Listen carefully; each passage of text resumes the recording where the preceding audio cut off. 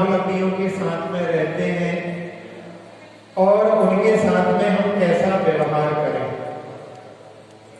क्योंकि जैनों की संख्या कहीं कहीं पर तो बहुतायत में है, कहीं पर कम भी है, और जहां कम होती है वहां पर अन्य लोगों से भी संपर्क संभावित है। तो उनसे किस प्रकार से हमारा व्यवहार हो कि जिससे कि हमारा सम्यक तो दूषित ना हो, इसके बारे में आचार्य सोमदेव सूरी ने यशस्तिलक चंपू में एक श्लोक लिखा है। उसका अर्थ है कि हमारे सम्यक में दूषण ना लगे, इसके लिए दो चीजों पर हमें ध्यान रखना है। एक है, हमें हमारे सिर को हम झुकाएंगे तो केवल वीतराग सर्वज्ञ हितोपदेशी के ही चरणों में झुकाएंगे, इससे कोई समझौता नहीं। भले कितनी मित्रता हो आपकी किसी से भी, लेकिन सिर झुकाने के मामले में कोई समझौता नहीं। और दूसरा है भोजन संबंधी, कि भले ही आपका कोई मांसाहारी भी दोस्त हो सकता है, लेकिन खाने के मामले में उससे कोई भी समझौता नहीं होगा।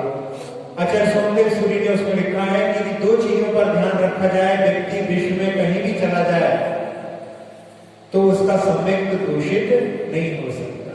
तो यही हमें ध्यान रखना है।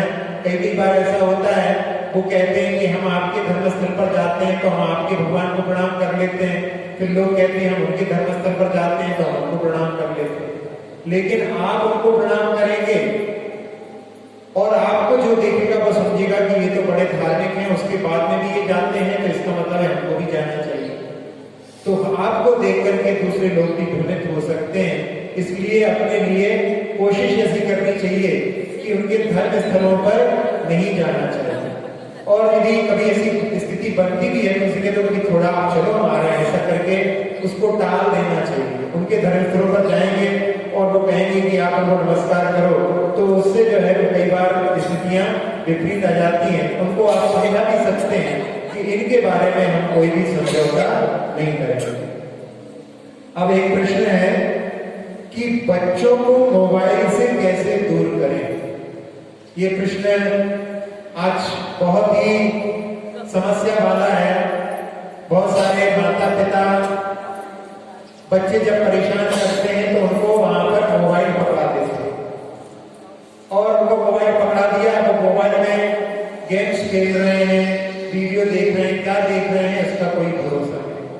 और खास जैसे कहते हैं करेला और नीम चढ़ा, इस कोरोना ने कर दिया है। कोरोना के माध्यम से अब ऑनलाइन क्लासेस चल रही हैं। जिन बच्चों को मोबाइल माता पिता नहीं देते थे, अब स्कूल खुल रहा है तो उनके हाथ में मोबाइल, लेकिन उसके कितने दुष्परिणाम हो रहे हैं उस पर हम विचार करें। चाइना में एक बच्चा लगातार 16-16 घंटे तक मोबाइल से गेम खेलता रहा और उसका हाथ जो है लकवा लग गया, पैरालाइज हो गया। यहीं उत्तर प्रदेश में बरेली में एक लड़का छोटा सा मोबाइल में जो है फिल्में और छोटी छोटी चीजें देखता था, वीडियोस वगैरह देखता था, और जो नेचर स्पॉट होते हैं लघु संकात भी नहीं जाता था, और उसको ऐसी प्रॉब्लम हो गई कि उसको 8 दिन के लिए हॉस्पिटलाइज करना पड़ा। ऐसी बहुत सारी प्रॉब्लम्स जो क्रिएट हो गई हैं इन मोबाइल के माध्यम से, और उसमें सबसे बड़ा योगदान माता पिता का है कि माता पिता उनके सामने मोबाइल का उपयोग करेंगे तो बच्चे फिर उसको मांगे बिना नहीं रहेंगे।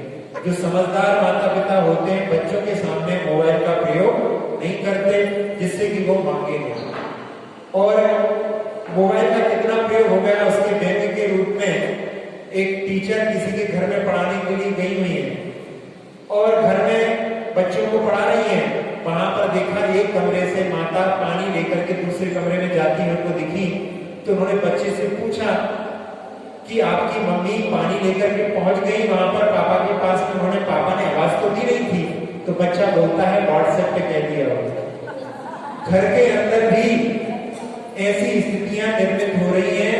उसके कारण में जब आप इतना ज्यादा मोबाइल का प्रयोग करेंगे तो बच्चे भी उनसे कैसे दूर रह सकते हैं। तो बच्चों के लिए मोबाइल को यदि उनसे दूर रखना है तो स्वयं माता पिता को उनके सामने प्रयोग से बचना चाहिए। और एक बार उनके लिए कुछ अच्छी चीजों में, एक्टिविटीज में इन्वॉल्व करने की कोशिश करें, उनके लिए पढ़ने के लिए लगाएं। बच्चे लोगों की पढ़ने की आदत, वैसे तो अपना कोर्स पढ़ते हैं, उसके अलावा भी उनके लिए कुछ अच्छे साहित्य को पढ़ने के लिए प्रेरित करना चाहिए।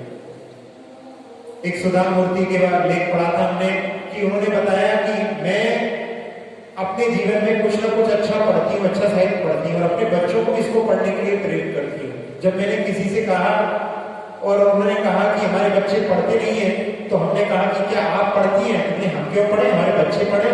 लेकिन जब आप नहीं पढ़ोगे तो बच्चों को संस्कार कैसे पढ़ेंगे? इसलिए कुछ अच्छा साहित्य अपने लिए पढ़ना चाहिए, जिससे कि बच्चे भी उन मोबाइल से दूर होकर के उन साहित्य आदि के माध्यम से अपने आप को इन्वॉल्व रखें। और कुछ जो बाहर की एक्टिविटीज होती हैं, बाहर के गेम्स बच्चे खेलना भूल गए हैं, उनमें भी बच्चों के लिए प्रेरित करें, जिसके माध्यम से उनका स्वास्थ्य भी ठीक रहे। उसके माध्यम से बच्चों की जो है मोबाइल की आदत कम हो सकती है।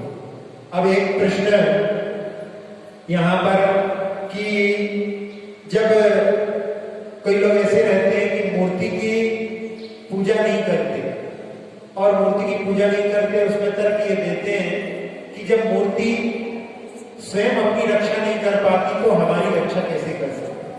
मूर्ति की भी चोरियां हो जाती हैं, आप लोग सुनते होंगे अक्सर जैन मंदिरों में चोरियां होती रहती हैं। तो उनका ये तर्क है कि जब प्रतिमा अपनी स्वयं रक्षा नहीं कर पाती है तो हमारी रक्षा क्या करेगी? लेकिन ये तर्क उनका ठीक नहीं है, क्योंकि यहाँ पर प्रतिमा जो है वो स्थापना निक्षेप से भगवान है और भगवान जब बने हैं उनके पहले वो मुनि अवस्था में भी रहे।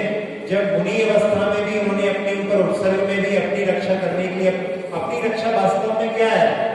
अपने शरीर की रक्षा अपनी वास्तव में रक्षा नहीं है, अपने धर्म की रक्षा ही वास्तव में रक्षा कहलाती है। तो उन्होंने अपने धर्म की रक्षा की, शरीर की चिंता नहीं की। इसलिए प्रतिमा भी यदि वहां पर जो कहा जाए भगवान निक्षेप, स्थापना निक्षेप से है, तो वो वहां पर हमारे लिए प्रेरणा देने वाले हैं। स्थापना निक्षेप का कितना महत्व होता है, इस बात को समझने के लिए एक उदाहरण हम आपके लिए बताते हैं।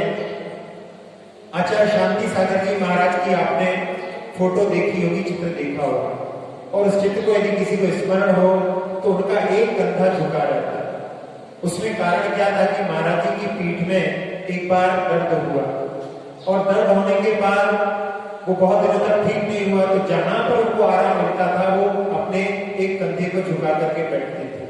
जब उठते थे तो उनके मुख पर पीड़ा दिखने में आ जाती थी। तो उस समय लोगों ने, श्रावकों ने पूछा और उन्होंने बताया कि कुछ पीठ में दर्द है। श्रावकों ने उनका बहुत उपचार किया लेकिन ठीक नहीं हुई। फिर एक व्यक्ति ने एक राज वैद्य को बुलवाया, उन्होंने आकर के देखा और कहा कि हम कुछ उपचार करना चाहते हैं।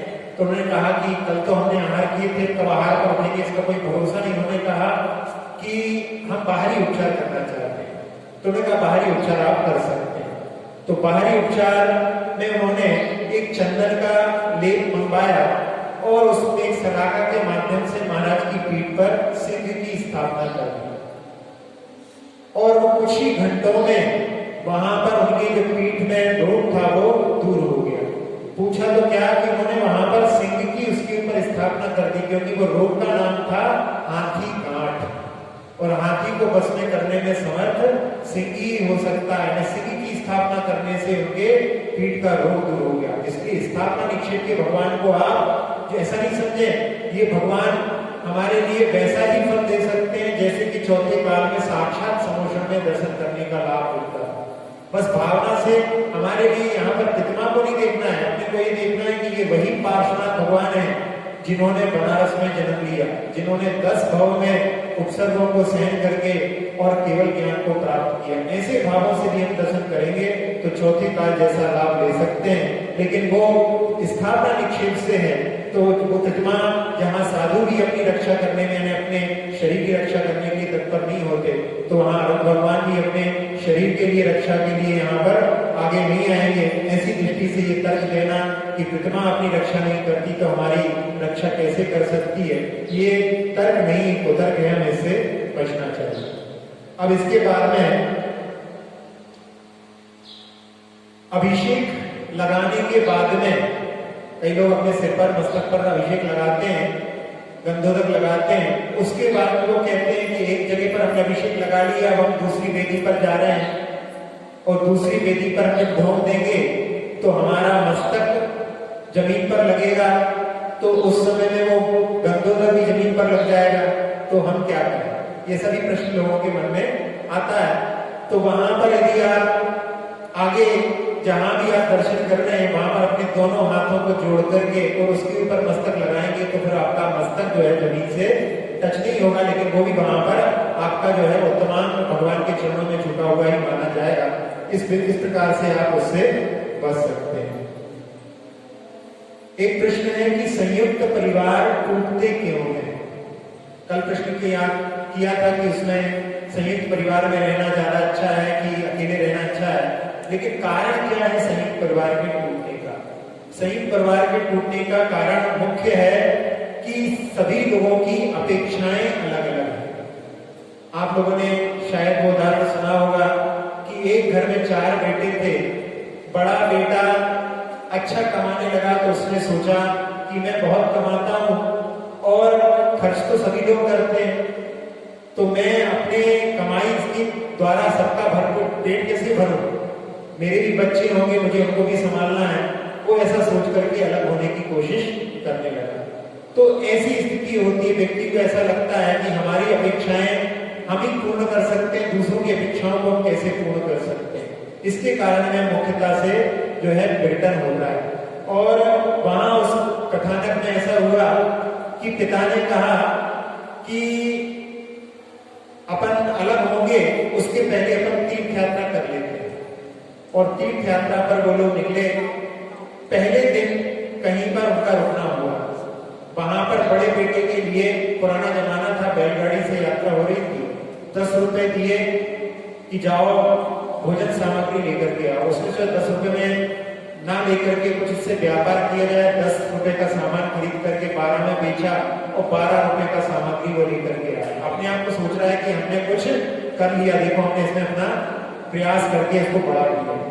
दूसरे दिन दूसरे बेटे को बोला, दूसरा बेटा गया और दूसरा बेटा जो था वो जुआरी था, जुआ खेलता था और उसने वहां पर जुआ चल रहा था और 10 का जो है नोट वहां पर लगा दिया। उस समय उसका भाग्य अच्छा था, 10 के 20 हो गए और वो 20 को भी लगाने वाला था, लेकिन उसी समय में एक बच्चा छोटा सा वहां पर निकला तो उसको देख करके भतीजे की याद आ गई कि कहीं ऐसा ना हो 20 चले जाएं तो घर में कुछ लेकर के नहीं जाऊंगा, भतीजे सब भूखे बैठे रहेंगे। और उसने अपना हाथ खींच लिया, 20 रुपए की सामग्री लेकर के पहुंचा। 12 रुपए की तुलना में 20 रुपए की सामग्री को देख करके बड़े भाई सोचते हैं कि हम तो इसको समझते थे निकम्मा है, ये तो हमसे ज्यादा सामग्री लेकर के आ गए। तीसरे दिन तीसरे बेटे का नंबर आया, वो सूरदास था, उसके लिए दिए गए 10 रुपए अपनी पत्नी का हाथ पकड़ करके वो जाता है और रास्ते में एक ठोकर लगती है। वो कहता है कि पत्थर को अलग कर दो, पत्थर को अलग करता है, वहां पर उसके लिए एक पात्र मिलता है, उसमें उसको 100 सिक्के मिल जाते हैं। अब उसके पास 110 हो गए, वो 110 की और अच्छी सामग्री लेकर के पहुंचता है। उसको देख करके बड़ा भाई सोचता है कि मैं सोचता हूं कि मैं ही सब कुछ करता हूं, ये मेरी गलत धारणा है। और चौथे दिन एक भाई को भेजते हैं, वो जाता है नगर में और नगर में उसको जिनालय दिख जाता है और जिनालय में भगवान की वंदना करने, आराधना करने पहुंच जाता है और ऐसा भक्ति में लीन हो जाता है कि वहां से उठने का नाम ही नहीं लेता। उस समय में वहां का रक्षक देव सोचता है कि ऐसे ही लोग जो है घर में लोग बदनाम कर देते हैं धर्म को कि भैया घर की कुछ चिंता ही नहीं है, मंदिर में ही बैठे रहते हैं। कई बार तो फिर लोग कहने भी लगते हैं कि तुम वहीं पर रहा करो, यहाँ पर आते काहे के लिए। तो ऐसी स्थिति वहां पर सोच करके कि घर में सभी लोग यहाँ पे परेशान हो रहे होंगे, वो विक्रिया के माध्यम से वैसा रूप बना करके और एक बैलगाड़ी में बहुत सारी सामग्री, दिव्य सामग्री लेकर के पहुंचता है। और उस समय में जब बड़ा भाई देखता है तो उसको समझ में आ जाता है कि मैं ही सब कुछ नहीं करता हूँ, ये सब जो भाई भी हैं वो भी अपने अपने पुण्य के माध्यम से अच्छे जो है अर्जित करने में समर्थ हैं। और फिर वो अपना विचार जो अलग होने का था वो बदल देता है। कई बार छोटी छोटी बातों पर लड़ाई हो जाने के कारण में भी हिस्से बांटने की बात आ जाती है। एक बार एक भाई जामफल लेकर के आया और बड़ा लड़का उसका था उसके छोटे भाई का जो लड़का था वो छोटा था, 2 हाथ में जामपल थे, एक हाथ से बड़ा था, एक में छोटा था। और उसने जब बड़ा जो लड़का अपना लड़का था वो इस तरफ खड़ा था, छोटा इस तरफ खड़ा था, उसने हाथ को ऐसे करके दे दिया और वहां से छोटे भाई ने देख लिया और उसने मन में सोच लिया कि देखो हमारे लड़के को छोटा दे रहे हैं और अपने लड़के को बड़ा दे रहे हैं। जबकि उसने ये दृष्टि थी वहां पर कि ये बड़ा है तो बड़े को सहन कर सकता है, छोटा है छोटा खाएगा तो स्वस्थ रहेगा, ये उसकी दृष्टि थी। लेकिन वहां पर उनके मन में बीज उत्पन्न हो गया और वहां पर बंटवारे की बात आ गई। तो कई बार छोटी छोटी बातों को लेकर के भी विवाद हो जाता है। तो संयुक्त परिवार में यदि हम दूसरों के लिए यदि हम वहां पर सहयोग की भावना से यदि साथ में रहते हैं तो बहुत अच्छी तरह से रह सकते हैं। यदि छोटी छोटी बातों पर लड़ाई करते हैं तो फिर वहां पर साथ में रहना संभव नहीं हो पाता है। अब एक प्रश्न है कि जो सोना होता है उसका कितना महत्व है। सोने के लिए महत्व के लिए बात आती है क्योंकि कई बार लोग जो सोना करते हैं उनके यदि कोई छीन लेता है तो वो कहते हैं कि वो बहुत गुस्सा करते हैं। तो इसका कितना महत्व है। वैसे सोना का बहुत महत्व है, कपड़ों के शुद्धि का बहुत महत्व है कि कपड़ों की शुद्धि का प्रभाव अपने मन के ऊपर भी पड़ता है। एक अमेरिका में नॉर्थ वेस्ट यूनिवर्सिटी है, वहां पर प्रयोग हुए। वहां सफेद कोट को पहनने वाले 2 लोग रहते हैं। आप लोग जानते हो कि एक कोट पहनते हैं, सफेद कोट कौन पहनते हैं? डॉक्टर्स पहनते हैं। तो वहां भी डॉक्टर्स पहनते हैं।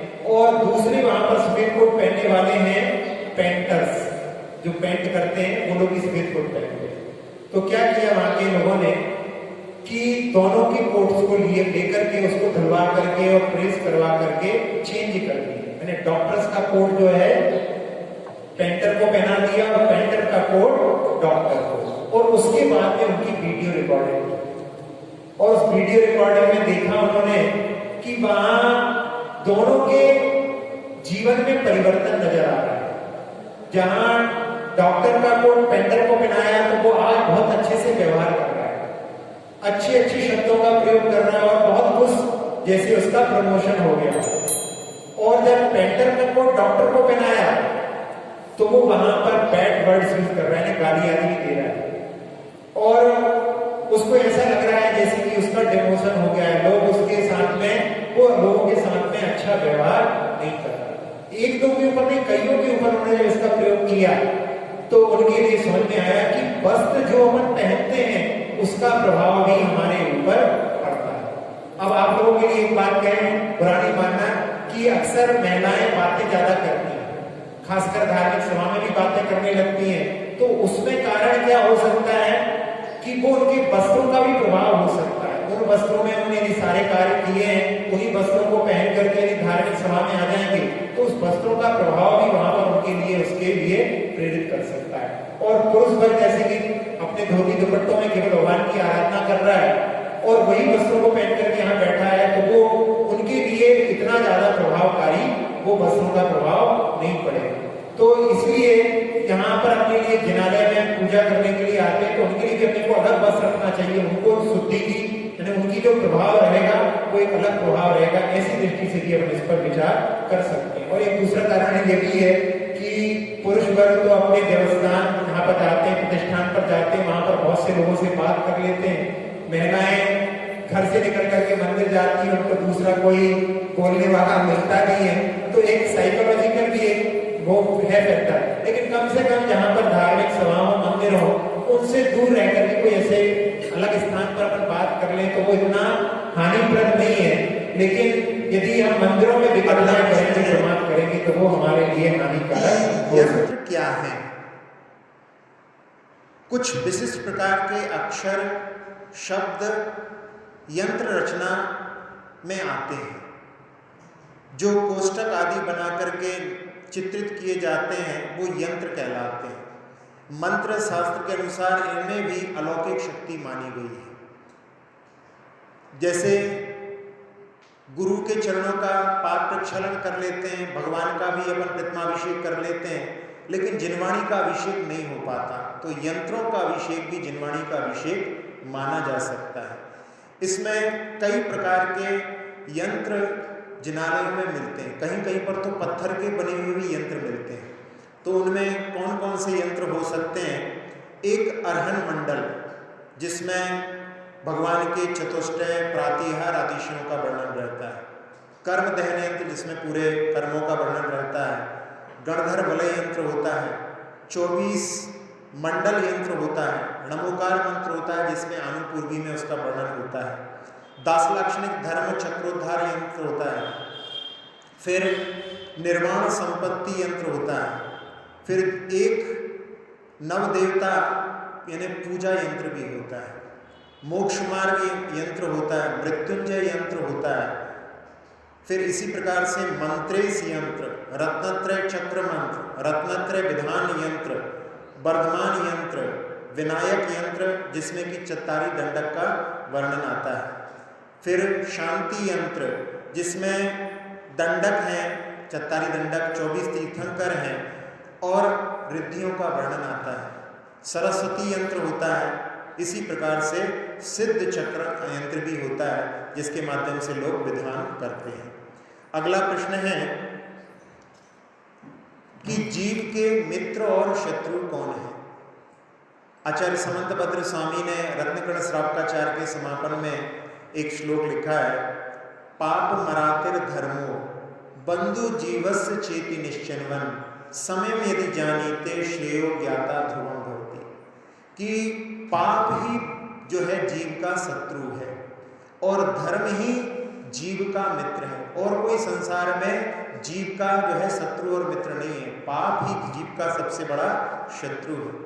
वैसे देखा जाए तो अपनी कषाएं ही जो है अपने लिए शत्रुता का कार्य करती हैं। एक जगह पर एक ऑफिस में एक दिन सब लोगों के लिए कहा, एक व्हाट्सएप पे एक मैसेज प्राप्त हुआ कि आपका सबसे बड़ा शत्रु आज मरण को प्राप्त हो गया है, और जो तुम्हारी तरक्की में रुकावट करता था, तुम्हारी शिकायतें करता था, तुम्हारी निंदा करता था, आज जो है वो शत्रु तुम्हारा मरण को प्राप्त हो गया। आकर के उसको तुम लोग देख सकते हो और अपने लिए बहुत खुशनसीब समझ सकते हो कि आज तुम्हारे शत्रु का देहांत हो गया। और उस समय जब वहाँ पर देखने के लिए पहुँचे तो वहाँ पर एक ताबूत था, और ताबूत को देख करके कि भाई आज कौन सा ऐसा शत्रु मरण को प्राप्त हो गया है, सब लोग बड़े उत्साह के साथ में, बड़े उत्सुकता के साथ में उसको देखने के लिए जा रहे थे। और जब उस ताबूत को खोला तो उसमें एक कांच लगा हुआ था, उसमें जो है स्वयं की वहाँ पर फोटो दिख रही थी। तो समझ में आया कि व्यक्ति का कोई दूसरा शत्रु नहीं होता, स्वयं ही अपनी कषायों के माध्यम से स्वयं का शत्रु हो जाता है। इसलिए यहाँ पर जो कहा गया है कि पाप ही जो है व्यक्ति का शत्रु होता है और कोई शत्रु नहीं होता। अब अगले प्रश्न के रूप में कि कोई आचार्य श्री जी का संस्मरण सुनाइए। तो आचार्य श्री जी के संस्मरण में एक बार ब्रह्मचारी अवस्था की बात है। आचार्य श्री जी स्वयंभू स्तोत्र का पाठ, जो कि 24 भगवान की स्तुति है, प्रातः काल में करते हैं। हुआ ऐसा कि कुंडलपुर में जब बड़ा महोत्सव था पहली बार, उस समय में आचार्य श्री जी के कंठ में थोड़ा सा थ्रोट इन्फेक्शन होने के कारण में उनकी आवाज़ थोड़ी धीरे निकलती थी, और हम लोग ब्रह्मचारी लोग उनके साथ में पाठ करते थे। जब उनकी आवाज़ धीरे हो गई तो हम लोगों की आवाज़ थोड़ी तेज निकालने लगे और हम लोग पाठ जल्दी जल्दी करने लगे। और उसके बाद में फिर हम सब लोग अपने अपने गृह स्थान की ओर चले गए, और अगली बार चतुर्मास में फिर हम लोग सब लोग पहुंच गए। जब चतुर्मास में पहुंचे तो वो जो आदत पड़ चुकी थी आचार्य जी के सामने स्वयंभू पाठ तेज करने की, तो हम लोगों ने वहाँ पर फिर से तेज पाठ करना प्रारंभ कर दिया। और हम लोग जल्दी जल्दी पाठ करके जल्दी से उसको पूर्ण करा देते थे। उसमें थोड़ा स्वार्थ भी था कि उसके बाद में आचार्य श्री जी चिंतन देते थे, तो उसमें हमें ज़्यादा लंबे समय तक वो चिंतन मिलता था। इसलिए हम लोगों ने और फास्ट करके इस प्रकार से पाठ कर रहे थे। एक दिन ऐसा हुआ कि मुनि श्री अक्षय सागर जी महाराज ने पूछा कि आजकल जो है आचार्य श्री जी की स्वयंभू में आवाज़ नहीं आती, ऐसा क्यों? तो हमने कहा हम सब लोग पाठ करते हैं। तो उन्होंने कहा कि आचार्य श्री जी कि एक एक भगवान की स्तुति कई लयों से करने का उनका इतना अच्छा ज्ञान है उनको संगीत का, और तुम लोग उसको सीखना, उसको नहीं सीख करके तुम लोग अपनी जो है वहाँ पर आवाज़ तेज करते हो तो तुम क्या सीख पाओगे। हम लोगों को गलती समझ में आई। अगले दिन हम लोगों ने जो पहले पहुँच गए वहाँ पर एक दूसरे को इशारा करते गए कि आज किसी को नहीं बोलना है, आज सबको शांत रहना है। और उस समय इशारा कर रहे थे तो आचार्य श्री भी देख रहे थे कि ये आज प्लानिंग करके आए हैं कि आज सब लोग चुप रहेंगे। और फिर आचार्य श्री को जब स्वतंत्रता मिली पूरी तरह से तो उन्होंने बहुत ही अच्छे से, और उस दिन जो पाठ वैसे हम लोग जो है 30 मिनट में ख़त्म कर लेते थे, आचार्य श्री ने उस दिन पाठ जो है 1 घंटे से ऊपर में की। और जब पाठ पूर्ण हो गया, ठंड का, बरसात के काल में ठंड का थोड़ा समय था, तो उस समय में आचार्य श्री जी की एक और बात आप लोगों के लिए मालूम होगी कि आचार्य श्री जिस फलक पर, जिस तखत पर संध्या काल में चढ़ जाते हैं, सुबह तक उससे नहीं उतरते, यानी रात्रि योग का एक ही फलक पर वहाँ पर जो पूर्णता पालन करते हैं। तो सुबह सुबह उन्होंने वहाँ पर उठ करके पहले आवर्त किया, और आवर्त करने के बाद में लघु शंका के लिए वहाँ से हॉल से निकलने लगे। तो मैं उठ करके जा करके मैंने वहाँ पर दरवाज़ा खोला, और जब आचार्य श्री नज़दीक आए तो मैंने उनको नमोस्तु किया। तो उस समय में आचार्य श्री ने बोला, क्यों आज आया ना मजा। मतलब आचार्य श्री बहुत दिनों से देख रहे थे लेकिन उन्होंने किसी को नहीं टोका। ये कितनी बड़ी सहन शक्ति उनकी मानी जाएगी। जबकि कोई यदि बेसुरा गाता है, वो थोड़ा सा भी गाता है तो सहन करना बहुत मुश्किल हो जाता है जिसको संगीत का ज्ञान हो। लेकिन उन्होंने हम बेसुरों को बहुत दिनों तक झेला लेकिन कभी भी किसी को नहीं टोका। ये प्रसंग जो है बहुत ही एक प्रेरणा देने वाला है कि कैसे महान जो पुरुष होते हैं किस प्रकार से हमारे लिए सीख देते हैं। अब अगला जो है प्रश्न ना करके अपन थोड़ा सा ध्यान करते हैं। सभी लोग ध्यान की भूमिका में पहुंचने का प्रयास करें।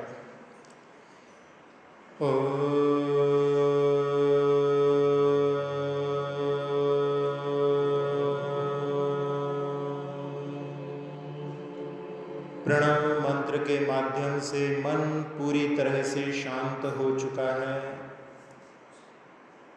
अपने आज्ञा चक्र पर, अपने माथे पर नमो अरिहंताणम लिखिए। अपने अक्षरों में सफेद रंग में नमो अरिहंताणम, नमो अरिहंताणम। उस नमो अरिहंताणम को हम यहाँ पर 3 बार उसका उच्चारण करेंगे। उसके माध्यम से जितने भी अरहंत हैं उनकी ऊर्जा को अपनी ओर आह्वान करेंगे। नमो अरिहंताणम, नमो अरिहंताणम, नमो अरिहंताणम। अरहंतों की ऊर्जा 8,98,502 शाश्वत संख्या वाले केवलियों की ऊर्जा बढ़ती चली आ रही है, और उस ऊर्जा के पिंड ने चंद्रमा के समान अपनी चांद्री के माध्यम से मस्तिष्क को, नेत्रों को, नासिका को, मुख को, कर्ण को, कंठ को, फेफड़ों को, हृदय को, छोटी आंत, बड़ी आंत, किडनी, लीवर आदि सभी अंतरंग अवयवों को, मेरुदंड, पीठ, कमर, कंधे, हाथ, जंघाएं, घुटने, पिंडलियां, टखने, एड़ियां, तलवे, अंगूठे से सभी उंगलियों को अपने आगोश में लेकर के पूरे शरीर को, पूरे शरीर की त्वचा को, एक एक प्रदेश को निर्विकार, निरामय, निरोगी बना दिया है। जैसा लाभ अरहंतों की ऊर्जा का हमने प्राप्त किया, सारे लोक को प्राप्त हो, सारे लोक में सारे रोग आदि दूर हो जाएं, इसी भावना से सुखी रहें सब जीव जगत के, कोई कभी ना घबरावे। सुखी रहें सब जीव जगत के, कोई कभी ना घबरावे। सुखी रहें सब जीव जगत के, कोई कभी ना घबरावे। पूरे लोक में शांति का वातावरण अरहंत प्रभु प्रभु को निहारते हुए, उस णमोरिहंताणम को अपने आज्ञा चक्र पर देखते हुए विराम। अक्षर पद मात्रा से दूषित वचन अगर मनहीन रहे और प्रमाद कषाय के वश में सम्यक अर्थ विलीन किए। जिन वाणी माता मेरी उन सब त्रुटियों को क्षमा करें, दें आशीष शीघ्र हम सबको केवल लब्धि रमा मिले। प्राप्त हमें हो बोधि समाधि परिणामों की शुद्धि हो, निज आत्म उपलब्ध हमें हो, शाश्वत सुख की सिद्धि हो। चिंतित वस्तु दात्री माता चिंतामणि उपमा भाति, करूं वंदना पूर्ण विनय से चरण रखूं मैं ये पाती। कर जिन वाणी स्तुति तन की ममता टार, महामंत्र का जाप अब सभी जपे नव